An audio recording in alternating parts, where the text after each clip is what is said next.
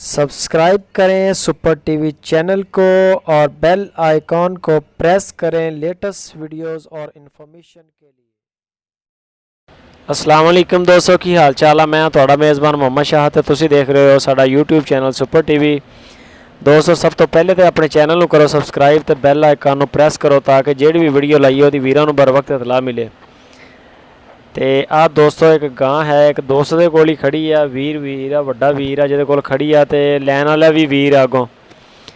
तो यदा मुल दसो की हैगा है। जिहड़ी गां वा ना जिहड़ी पहले नंबर पर खड़ी है, ये गां लैके देनी है किसी यार सज्जण नूं। ਇਹਦਾ ਦੁੱਧ ਮਾਲਕ ਦੱਸ ਰਿਹਾ ਵਾ 25 ਤੋਂ 26 ਕਿਲੋ ਦੁੱਧ। ਉਹ ਕਹਿੰਦਾ 2 ਟਾਈਮ ਦਾ ਇਹਦਾ ਹੈ, ਯਾਨੀ ਕਿ 12-13 ਕਿਲੋ ਦੁੱਧ ਆ ਨਾ ਇੱਕ ਥਣ ਵੱਛੇ ਨੂੰ ਪਿਲਾ ਕੇ ਇਹਦਾ ਦੁੱਧ ਹੈ। ਤੇ ਇਹਦੀ ਕੀਮਤ ਦੱਸੋ 200। ਫਰੀਜ਼ਨ ਵਲੈਤੀ ਗਾਂ ਹੈਗੀ ਆ ਤੇ ਮਾਸ਼ਾਅੱਲਾ ਹਵਾਨਾ ਸ਼ਵਾਨਾ ਚੰਗਾ ਗਾਂ ਦਾ ਆ ਤੁਹਾਡੇ ਸਾਹਮਣੇ ਆ।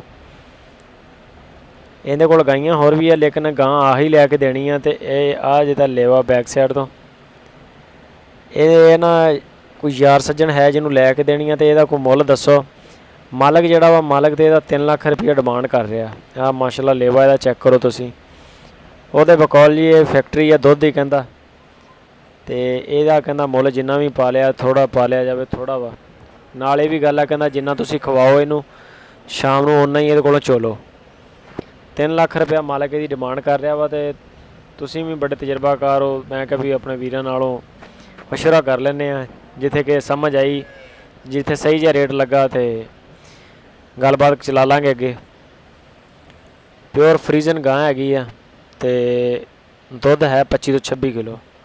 ਜਿਹੜੇ ਵੀਰ ਨਵੇਂ ਨੇ ਚੈਨਲ ਤੇ ਜਿਨ੍ਹਾਂ ਦੇ ਕੋਲ ਸਬਸਕ੍ਰਾਈਬ ਦਾ ਬਟਨ ਰੈੱਡ ਕਲਰ ਦਾ ਆ ਰਿਹਾ ਨੀਚੇ ਉਹ ਇਹਨੂੰ ਪ੍ਰੈਸ ਕਰ ਲੈਣ ਤੇ ਨਾਲ ਇੱਕ ਬੈਲ ਆ ਜਾਏਗੀ, ਉਹਨੂੰ ਵੀ ਮਾੜਾ ਜਿਹਾ ਟੱਚ ਕਰ ਲੈਣ ਤੇ ਚੈਨਲ ਨਾਲ ਜੁੜੇ ਰਹੋਗੇ। ਜੇ ਵੀਡੀਓ ਅੱਛੀ ਲੱਗੇ ਚੈਨਲ ਦੀ ਜਿਹੜੀ ਵੀਡੀਓ ਵੀ ਅੱਛੀ ਲੱਗੇ ਉਹਨੂੰ ਆਪਣੇ ਅੱਗੇ ਦੋਸਤਾਂ ਨਾਲ ਫੇਸਬੁੱਕ ਤੇ WhatsApp ਤੇ ग्रुपां दे विच ट्विटर वगैरह ते तुसीं शेयर करोगे तो तुहाडीआं मुहब्बतां ने। यह माल आ इन्हां दे कोल माशाल्लाह सोहना माल आ।